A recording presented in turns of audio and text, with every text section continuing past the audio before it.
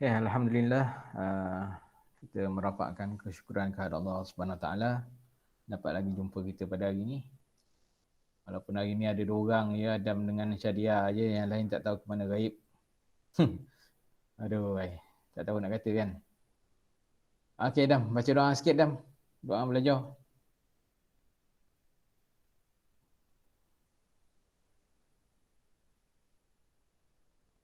Adam. Ya, Ustaz. Baca doa sikit. Bismillahirrahmanirrahim. Amin. Rabbi shrah sadri wa yassir li amri wahlul 'uqdatam min lisani yafqahu qawli. Allahumma ftah 'alaina hikmataka wa syur 'alaina min zaini rahmatika ya arhamar rahimin. Amin. Rabbana atina fid dunya hasanah wa fil akhirati hasanah wa qina adzabannar. Amin. Sallallahu alaihi wasallam Muhammad wa ala alihi wasallam. Alhamdulillah rabbil alamin. Okey. Kita untuk hari ini kita dekat muka surat 59. Muka surat 59 daripada buku kerja yang terkini yang saya bagi pada korang lah. Okay, bawah tajuk pelajaran yang ke-7, tanggungjawab sebagai hamba dan khalifah Allah SWT. Tanggungjawab sebagai hamba dan khalifah Allah SWT. Okey, soalan pertama. Syadia, nyatakan maksud hamba Allah. Yang kedua, khalifah Allah. Apa jawapan dia?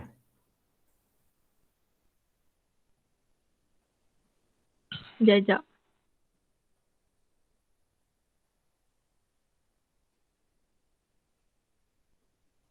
Saya tak buat lagi sebenarnya, Ustaz. Okey, tak buat lagi. Apa yang kau dah Buat buat? Ustaz. Apa yang kau dah buat? Tak buat lagi. Satu pun tak buat lagi? Belum. Aduh, sabar je lah. Cubalah cari kejap. Ke nak tunggu suap juga? Ke nak tunggu suap juga? Boleh lah. Lambat. Aduh. Okey, Adam. Hamba Allah, khalifah Allah. Apa jawapan dia? Hamba Allah Subhanahu Wa Taala bermaksud manusia wajib mengabdikan diri hanya kepada Allah dengan mematuhi segala suruhannya dan menjauhi larangannya. Okey, manusia perlu mengabdikan diri kepada Allah Ta'ala dengan mematuhi segala suruhannya dan menjauhi larangannya. Baru dapat 2 markah. Kalau kamu jawab mengabdikan diri hanya kepada Allah Ta'ala saja, kalau setakat situ dapat 1 markah saja. Okey, dapat 1 markah saja. Okey. Khalifah Allah Ta'ala pula. Khalifah Allah, apa maksud dia? Manusia wajib mentadbir dan memakmurkan alam ini selari dengan kehendak syariat Islam. Okey, bagus. Okey, manusia wajib mentadbir dan memakmurkan alam ini ataupun bumi ini selari dengan kehendak syariat. Okey.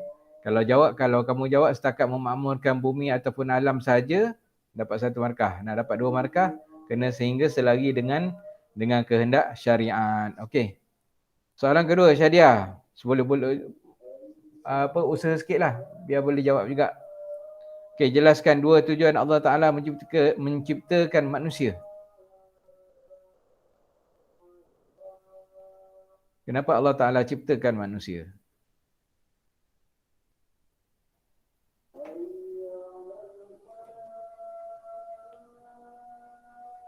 Oh, Syadia. Sekejap. Tuan Zuan ni ada, Ustaz? Tak ada. Saya nak tanya kau juga.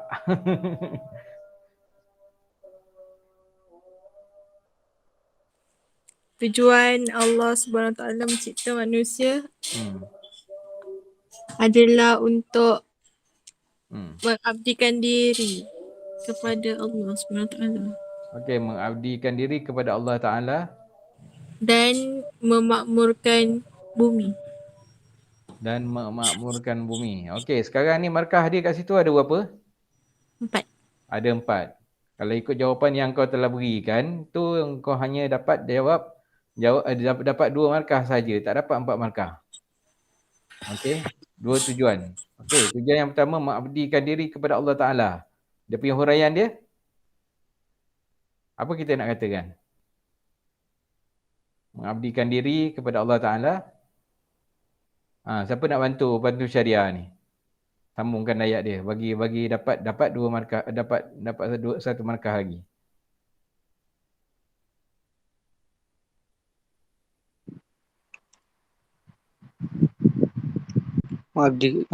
Mengabdikan diri kepada Allah Ha. dengan melakukan perintahnya.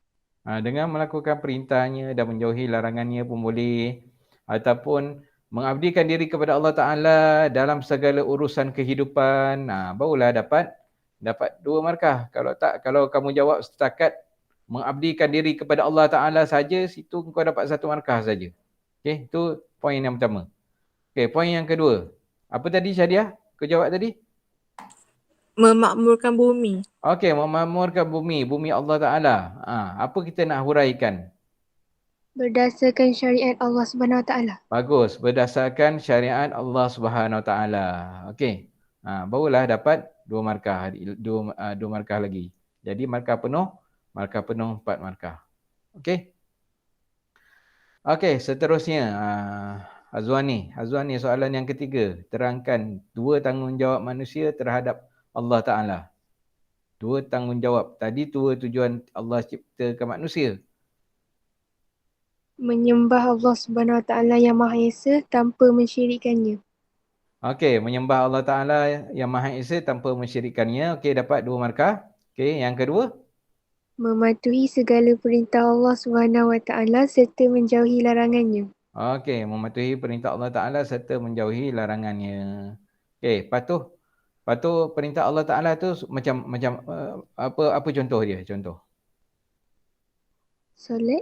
Okey, menunaikan solat lima waktu sehari semalam, ataupun menutup aurat ke, berpuasa bulan Ramadan. Tu mematuhi perintah Allah Taala. Okey.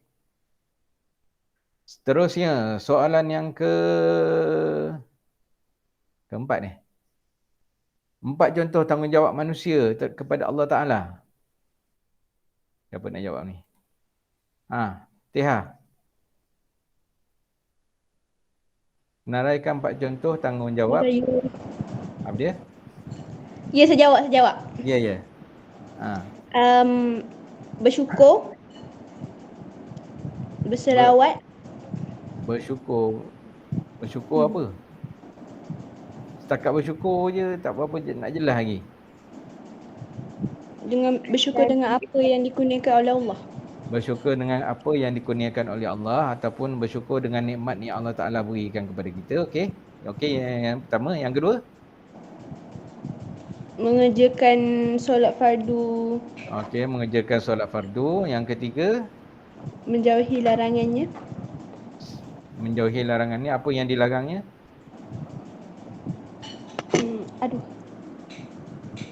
Apa yang dilarang?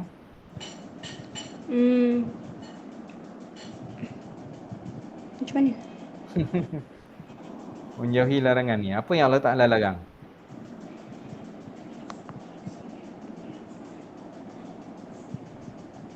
Mendedahkan aurat. Contoh. Mendedahkan aurat. Okey. Yang ketiga, yang keempat? Berselawat ke atas Nabi. Berselawat tu kita nak kata tanggungjawab tu dia. Tanggungjawab ni sebenarnya lebih pada yang kata perkara yang wajib. Selawat tu boleh kita katakan perkara sunat.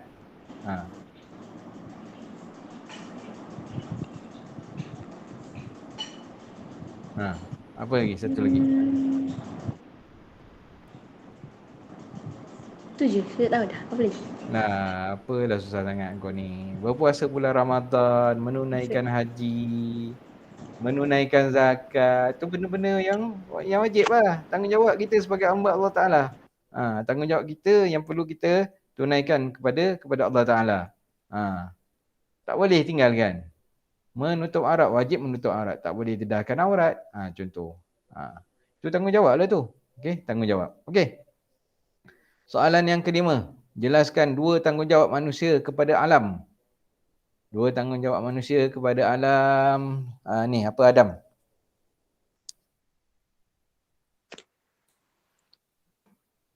Mengurus atau memakmurkan alam secara bijaksana. Okey. Mengurus alam semula jadi secara bijaksana. Okey, yang kedua? Menggunakan sumber yang diberi ke arah kebaikan. Okey, menggunakan sumber alam semula jadi ke arah kebaikan. Okey, bagus. Soalan yang ke-6. Terangkan dua implikasi sekiranya manusia mengabaikan tanggungjawab terhadap alam. Dua implikasi. Okey, Syadia.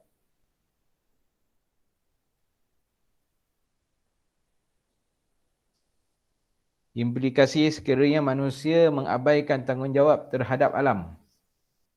Implikasi ini maksudnya kesan lah. Okey, kesan. Kesan sekiranya manusia mengabaikan tanggungjawabnya kepada alam sekitar.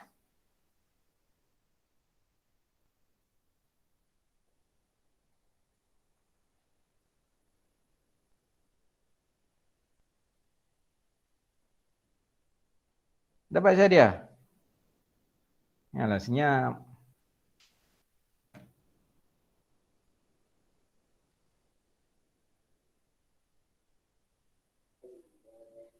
Oh, Syadia? Ya, ya. Sekejap. Okey. Yang saya slow, saya tak dengar Ustaz cakap tadi. Apa dia? Saya tak dengar Ustaz cakap tadi. Kau tak dengar? Orang lain dengar tak? Orang lain dengar ke? Dengar. Dengar. Mungkin line dia tak okey kot. Itulah. Okey. Okey, Syadia. Apa jawapan dia, Syadia? Implikasi. Kesan kan? Kesan. Terjadi bencana alam Okey, terjadi yang bencana alam seperti seperti seperti banjir. Okey, bagus. Okey, dah dapat 2 markah. Okey, yang kedua? Pencemaran sungai. Berlakunya pencemaran sungai. Seperti? Dan menyebabkan Menyebabkan? sumber bekalan air bersih terjejas. Okey, menyebabkan sumber bekalan air bersih terjejas. Okey, bagus. Wah, bijak. Bijak. Okey, soalan yang ketujuh. Soalan ketujuh, jelaskan dua kepentingan melaksanakan tanggungjawab sebagai hamba dan khalifah Allah dalam bidang pendidikan. Okey, Azwani. Melahirkan masyarakat madani yang bertakwa. Melahirkan masyarakat madani yang bertakwa. Okey, bagus. Yang kedua? Melahirkan tenaga pakar untuk mentadbir dan memakmurkan alam ini. Okey, melahirkan tenaga pakar untuk mentadbir dan memakmurkan alam ini. Okey, bagus. Okey, itu dari sudut pendidikan. Okey, seterusnya peranan wahyu dan akal. Peranan wahyu dan akal, pelajaran yang ke-8, tajuk yang ke-8 untuk tingkatan 4. Okey, apa maksud wahyu? Fatihah. Maksud wahyu kalam Allah Subhanahu Taala yang disampaikan kepada para nabi dan rasul melalui perantaraan malaikat Jibril alaihissalam atau terus daripada Allah Subhanahu Taala. Okey. Kalau kamu jawab sampai melalui perantaraan malaikat Jibril alaihissalam pun dah kira dah dapat 2 markah dah. Okey, dah dapat 2 markah dah. Okey. Okey, seterusnya soalan yang kedua. Senaraikan 4 ciri wahyu. Okey, 4 ciri wahyu. Adam. 4 ciri 4 markah. Maknanya 1 ciri 1 markah. Pertama ialah wahyu hanya disampaikan kepada para nabi dan rasul. Okey, disampaikan kepada para nabi dan rasul sahaja. Okey, yang kedua? Wahyu bersifat mutlak. Okey, wahyu bersifat mutlak. Yang ketiga? Hukum wahyu kekal hingga ke akhir zaman. Okey, kekal hingga akhir zaman ataupun kekal hingga hari kiamat. Okey. Yang keempat? Wahyu mengandungi undang-undang dan syariat Allah SWT. Okey, undang-undang dan syariat Allah Ta'ala. Okey, bagus. Okey. Ada nak tambah? Tak ada. Okey, soalan yang ketiga. Soalan ketiga, jelaskan dua fungsi wahyu dalam ibadat. Syadia, fungsi wahyu dalam ibadat.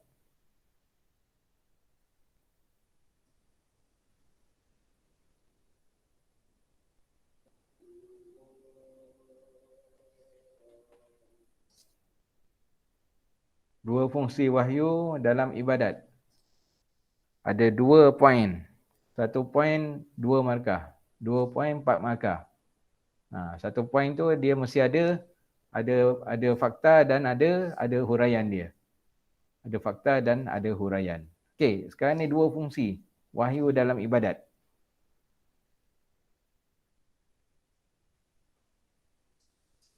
Apa yang wahyu terangkan tentang ibadat? Masuk pada soalan ni lah. Masuk pada soalan ni. Aino cakap lain dia slow jadi macam tak dengar. Oh ya ke? Azwani lah cuba. Azwani.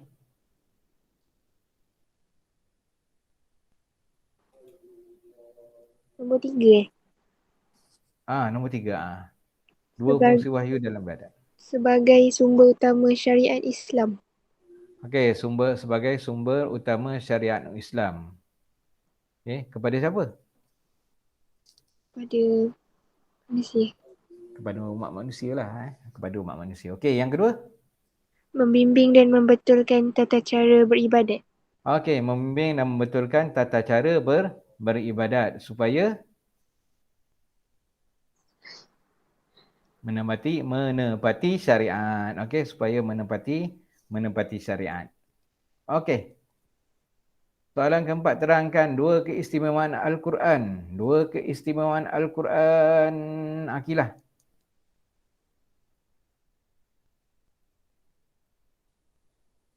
Dua keistimewaan Al-Quran. Akilah. Ya. Ready tak? Sekejap. Dua keistimewaan Al-Quran. Kandungannya benar dan tidak ada keraguan. Okey, kandungannya benar dan tidak ada keraguan. Yang pertama dah dapat 2 markah. Okey, yang kedua? Kandungan dan hukum Al-Quran kekal sehingga hari kiamat. Okey, kekal sehingga hari kiamat. Okey, dah dapat 4 markah. Okey. Seterusnya, soalan yang kelima, Fatihah. Nyatakan maksud akal. Maksud akal. Keupayaan berfikir yang dikurniakan oleh Allah Subhanahu Wa Taala kepada manusia untuk membezakannya dengan haiwan. Okey, bagus. Keupayaan berfikir yang dikurniakan oleh Allah Taala kepada manusia untuk membezakannya dengan haiwan. Kalau ikutkan kita ni dengan binatang ni lebih kurang, ya kan? Betul. Bezanya kita ada akal, binatang ni tak ada akal. Bukan ada otak. Otak ni semua ada otak kan. Binatang ada otak, manusia pun ada otak.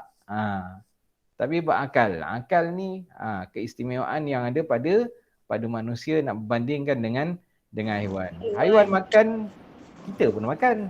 Kan? Betul. Haiwan beranak, kita pun beranak. Haiwan apa? Apa nama haiwan tidur? Nafsu. Tidur. Haiwan ada nafsu. Manusia pun ada nafsu. Kalau ikutkan sama, lebih kurang je. Sebab tu dalam ilmu mantik, ulama ilmu mantik dia kata manusia ni adalah hayawanun natik. Adalah haiwan yang ataupun binatang yang pandai berkata-kata. Okey, soalan kelima, soalan keenam. Jelaskan dua ciri akal. Dua fungsi, dua ciri akal. Okey, dua ciri akal. Apa Jadi ada keluar Okey Adam. Fungsi akal. Ciri akal. Ciri akal.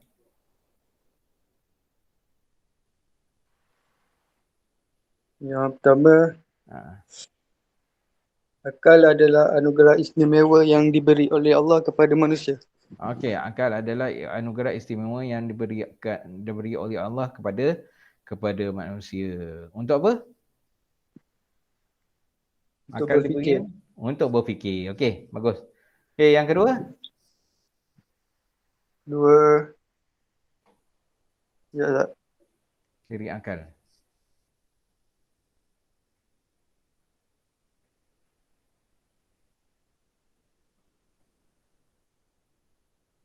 Tak apa lah, saya tak buat lagi. Tak apa lagi. Okey, siapa boleh bantu? Akal tidak mampu memikirkan perkara gaib. Okey, akal tidak mampu memikirkan perkara gaib. Contohnya? Syurga, neraka. Okey, seperti syurga dan neraka. Okey. Benda syurga, benda neraka ni kita tak tahu kan? Kita tak nampak. Okey, benda gaib, benda gaib. Kecuali apa yang Rasulullah sallallahu alaihi wasallam ceritakan pada kita lah. Itu je lah yang kita tahunya.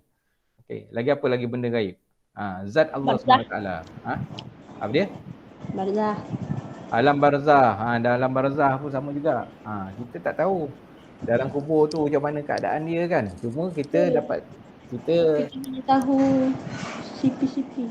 sipi-sipi je apa yang diceritakan oleh Allah Taala kepada kita ataupun diceritakan oleh Rasulullah sallallahu alaihi wasallam kepada kita. Lebih daripada itu wallahu alam. Wallahu alam. Apatah lagi bila kalau kita gunakan akal fikiran ni untuk fikir zat Allah Subhanahu taala. Lagilah berat. Nak fikir Allah Taala punya mata macam mana, Allah Taala punya tangan macam mana, Allah Taala punya kaki macam mana. Parah habis tu. Jadi kita tak boleh nak fikir zat Allah SWT. Itu antara perkara gaib. Okey, perkara gaib. Okey, terangkan dua fungsi akal. Dua fungsi akal. Saya jawab. Silakan. Memahami hakikat kebesaran dan kekuasaan Allah Subhanahu Wa Taala. Takat tu je. Memahami dan membuktikan kebenaran Islam. Dia minta dua fungsi. Yang fungsi yang pertama memahami hakikat kebesaran dan kekuasaan Allah Taala dalam mencipta alam semesta. Dalam mencipta alam semesta. Okey. Okey, yang kedua? Memahami dan membuktikan kebenaran Islam. Memahami dan membuktikan kebenaran Islam. Okey. Ada jawapan yang lain? Biasa kita gunakan akal ni untuk apa lagi? Selain daripada apa yang Fatihah sebut tadi. Berfikir. Berfikir untuk berfikir tentang apa?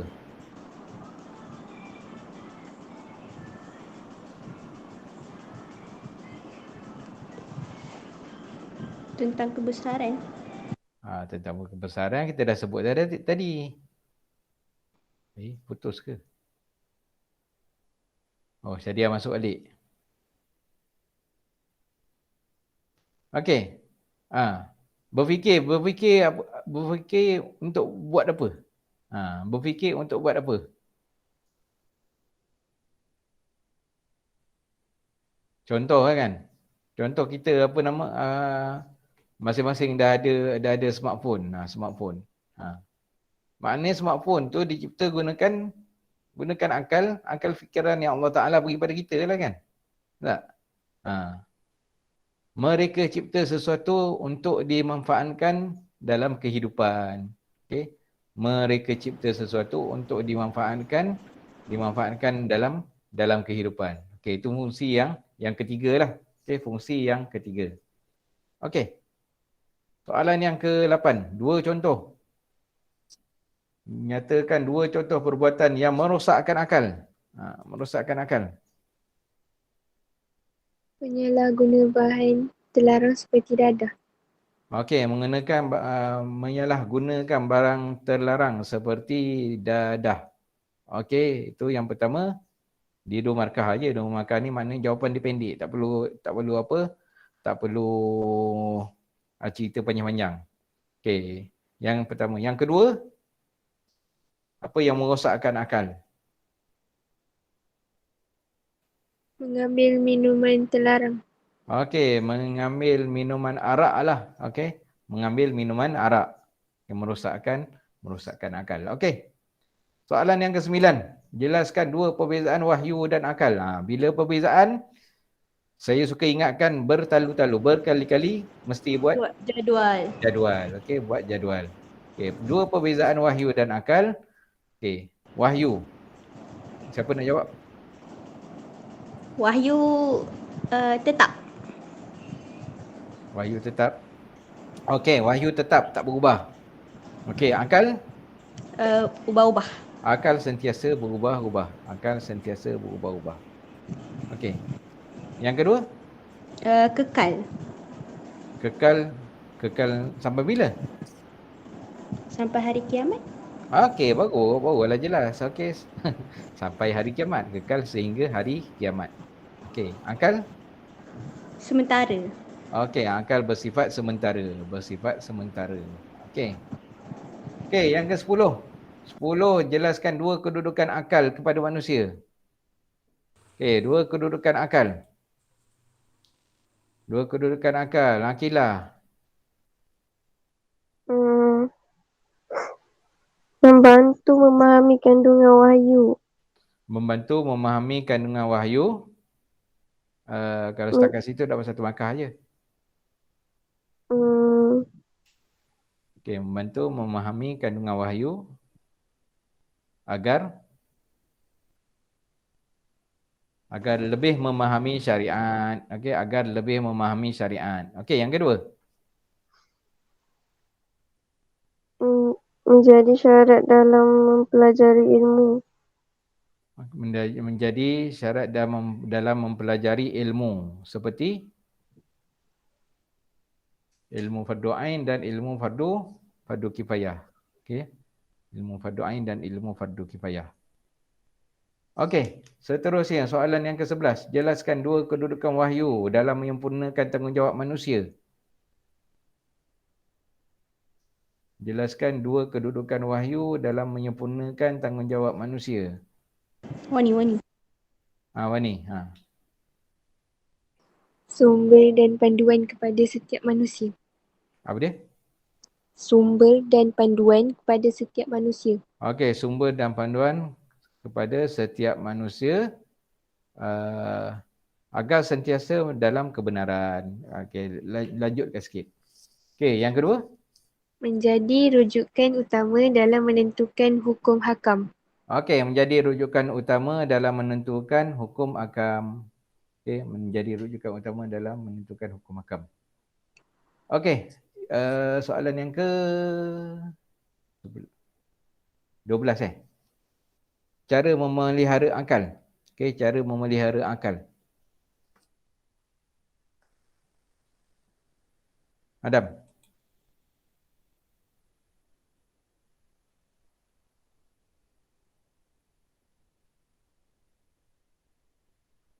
Cara memelihara akal. 2 cara memelihara akal. Yang pertama,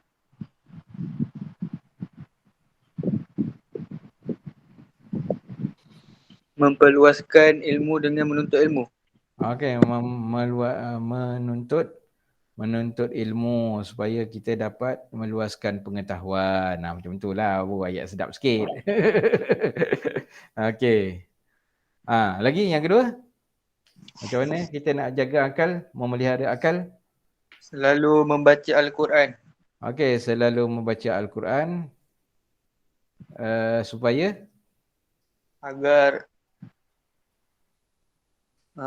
Allah Subhanahu Wa Taala memelihara. Okey, memelihara akal kita ataupun memberi hidayah kepada kita. Okey, memberi hidayah kepada kita. Okey, soalan yang ke-13. Jelaskan fungsi wahyu dalam pembentukan akhlak manusia.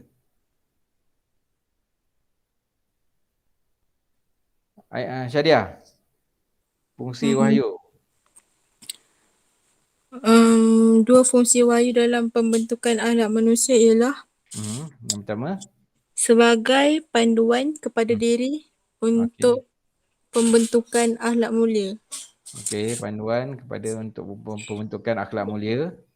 Ya, Okey. Yang kedua? Membimbing masyarakat Okey, bimbing masyarakat untuk berinteraksi antara satu sama lain. untuk berinteraksi antara satu sama lain. Okey, berinteraksi. Okey, maknanya kita tak boleh lah duduk sorang-sorang kan. Kalau nak duduk sorang-sorang, baik duduk dalam hutan. Sebab kita duduk sebab kita duduk dalam masyarakat, duduk dalam masyarakat. Jadi akal membantu kita untuk berinteraksi dengan masyarakat yang lain, berinteraksi dengan jiran-jiran, berinteraksi dengan rakan-rakan kita. Okay. Tapi kalau kita tak nak berinteraksi dengan masyarakat kita, senang kita duduklah sorang-sorang dalam hutan, dalam gua kan. Jadi tak eloklah. Okay, tak eloklah. Okey, soalan yang terakhir sekali. Terangkan dua kelebihan berpegang dengan wahyu kepada individu. Siapa nak jawab terpulang? Terangkan dua kelebihan berpegang dengan wahyu kepada individu. Menjadikan panduan hidup hingga hari kiamat. Menjadikan panduan hidup seseorang sehingga hari kiamat. Okey. Yang kedua?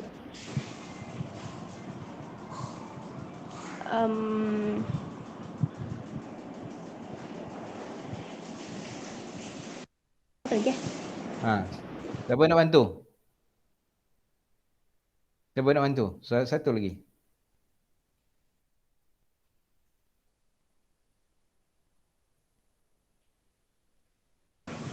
Mendapat ganjaran pahala jika mengamalkannya. Mendapat ganjaran pahala jika kita mengamalkannya. Amal kita dapat pahala, kita baca pun kita dapat pahala. Baca Quran tu dapat pahala. Setiap huruf yang kita baca tu dapat pahala. Bukannya alif lam mim satu perkataan tu kita dapat pahala. Tak, alif tu satu pahala. Lam tu satu pahala. Mim satu pahala. Banyak pahala kalau kita baca Al-Quran. Okey, baca Al-Quran. Okey, ada apa-apa nak tanya? Rasanya cukup setakat ni kot. Kelas kita dah habis dah. Yang tajuk yang saya taklifkan, saya tanggungjawab kepada kamu semua. 3 muka surat dia. Tak nak banyak-banyak. Kalau banyak-banyak pun belum tentu kau dapat jawab siapkan kan. Jadi berilah sikit-sikit. Okey. Baca Al-Quran lah kan. Al-Quran kenapa? Al-Quran diturunkan berperingkat-peringkat.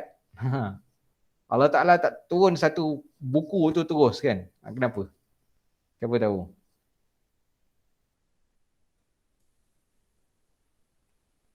Siapa tahu? Sebab susah untuk menghafal. Bila turun sedebu kan, satu buku tu kan. Satu kitab tu turun, jadi Rasulullah SAW jadi rasa berat untuk menghafal lah, untuk menghafal Quran kan. Jadi sebab tu Allah Ta'ala turun sikit Al-Quran tu. Dia bukan turun sekaligus. Okey, sekaligus. Jadi saya gunakan konsep macam tu lah. Mana beri sikit-sikit. Tak perlulah kita beri secara banyak-banyak terus kan. Setakat agak-agak boleh korang mampu buat dalam masa yang tak tentu arah ni. Dalam masa yang tak tentu arah ni. Jadi insya-Allah lah kan. Setakat 2 muka surat, 3 muka surat. 2 muka surat tu rasa macam hari tu saya try buat 2 muka surat. Rasa macam sikit sangat. Jadi ni kali ni beri 3 muka surat. Jadi insya-Allah lah mampulah korang nak jawab kan. Mampu korang nak jawab. Okey, ada apa-apa nak tanya sebelum saya tutup? Ustaz. Ya.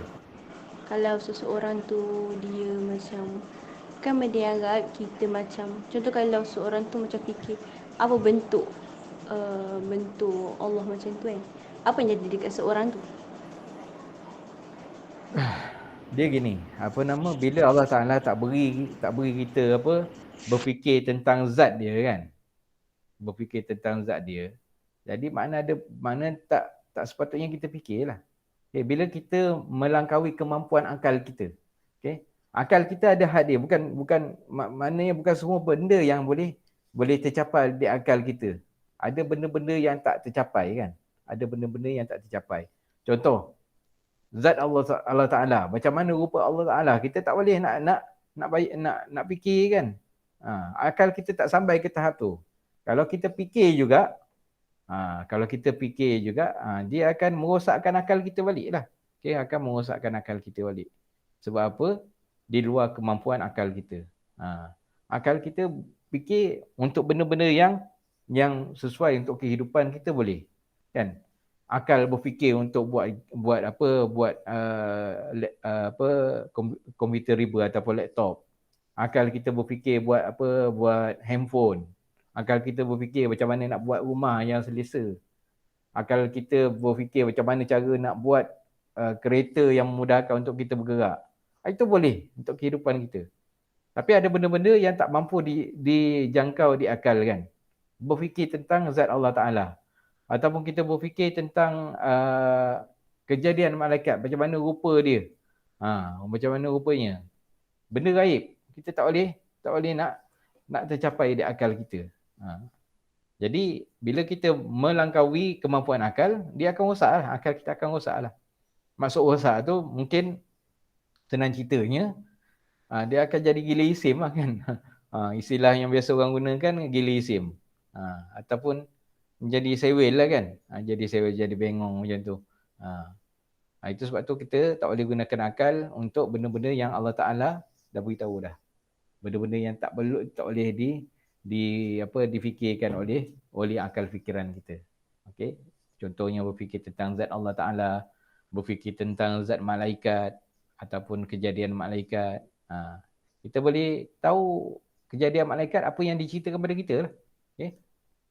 Dalam Al-Quran ada sebut malaikat ni ada yang 2 kepak, ada yang 3 kepak, ada 4 kepak, ada 5 kepak.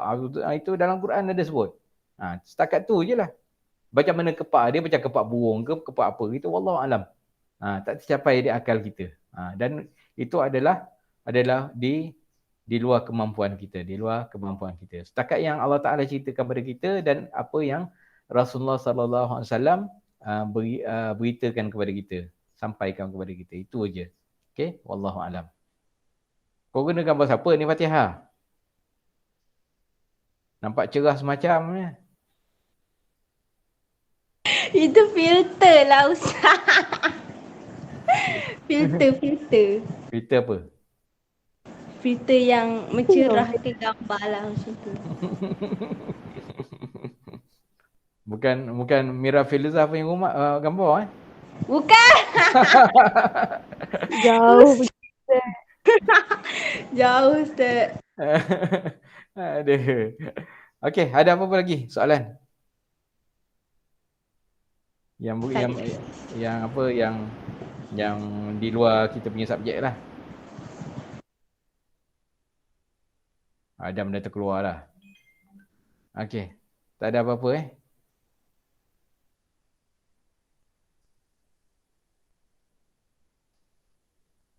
Ada, tak ada. Tak ada. Ada. Apa dia pula? Satu je lagi sampai sebelum pukul 2. Okey, baik. InsyaAllah. Ustaz, kalau macam kita macam saya tengok sekarang macam semuanya impi-impi macam nanti kalau dah pergi dekat akhirat macam tu kan. Kalau macam contoh kalau dia dah masuk syurga, dia impi-impi macam dia nak kahwin dengan nabi-nabi kita ke macam tu. Tapi yang belum berkahwin lah macam tu. Apa Ustaz rasa? Benda tu logik ke tak logik? Kalau amalan kita betul-betul, contoh kalau seorang amalan dia tinggi tapi dia tak nak ada hubungan apa dekat dunia sebab dia nak kejar dekat akhirat. Macam tu. Nak kejar dekat akhirat. Okey. Macam ni, apa nama? Kalau kenal tak Rabi'atul Adawiyah? Okay. Rabi'atul Adawiyah, dia punya cara dia macam tu. Okay. Jadi dia tinggalkan kenikmatan dunia hanya untuk untuk beribadah saja. Beribadah saja. Itu cara dia lah kan. Itu cara dia. Okey. Tapi kalau tanya pada pendapat saya pula, okey, pendapat saya dalam Quran sendiri ada sebut wala tansa nasibaka minad dunya. Okay, janganlah kamu lupakan nasib kamu di dunia ini. Maksudnya jangan kamu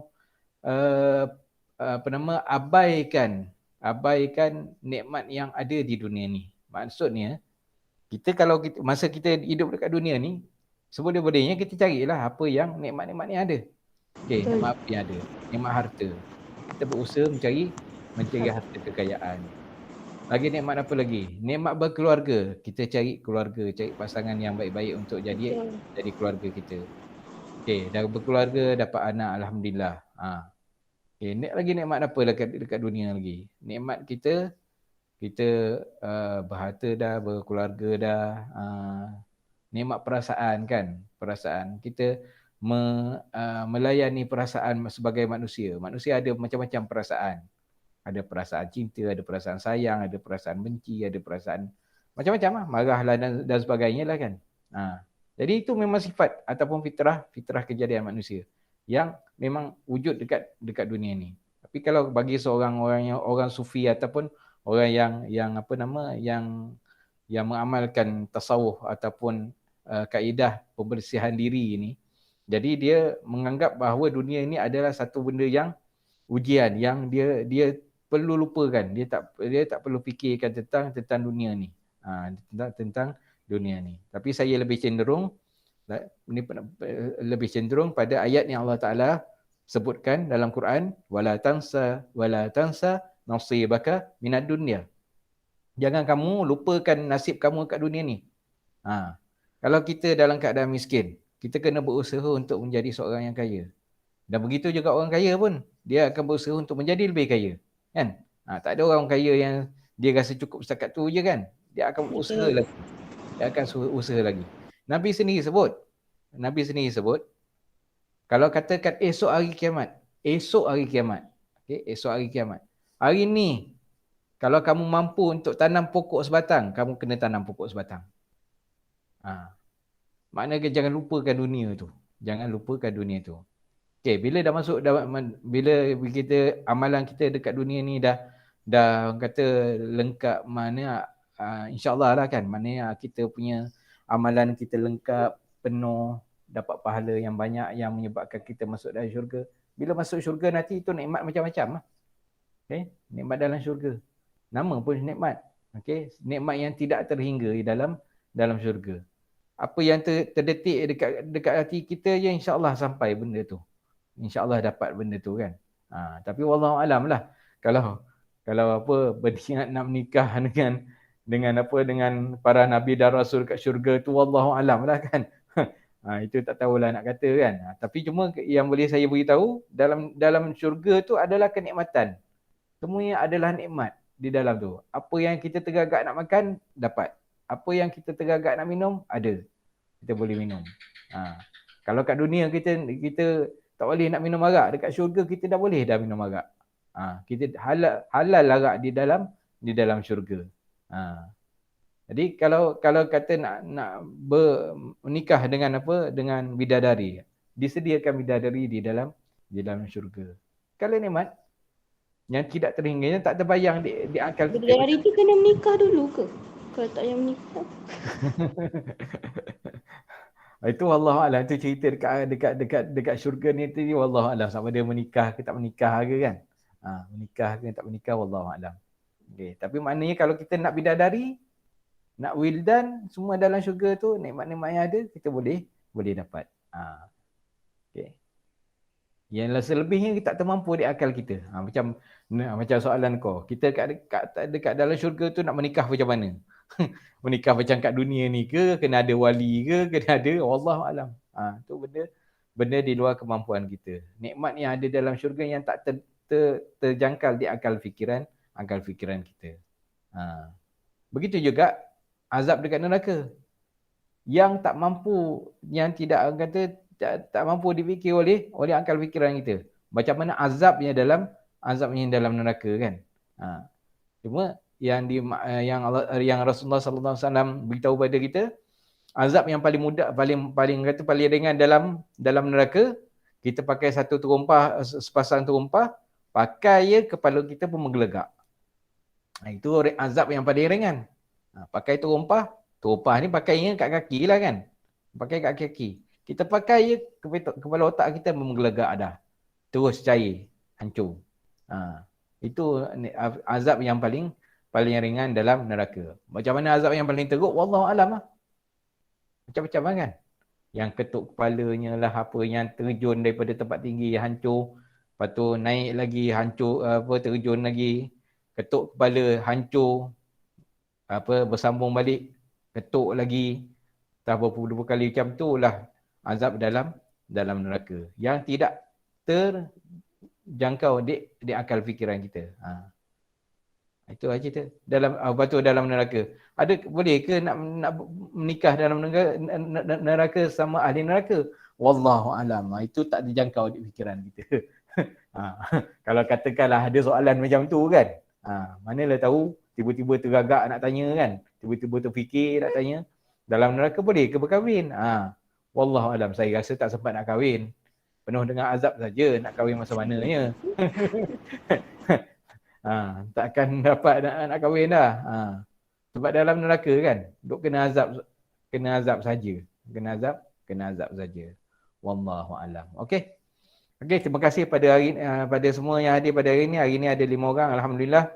Okey, saya syukur ya. Asalkan ada orang dalam Google Meet 3/5 ni pun bagi saya dah cukup baik dah.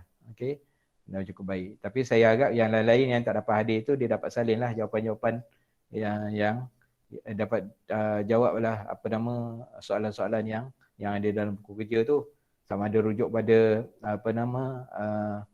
video Google Meet kita ni ataupun rujuk pada buku-buku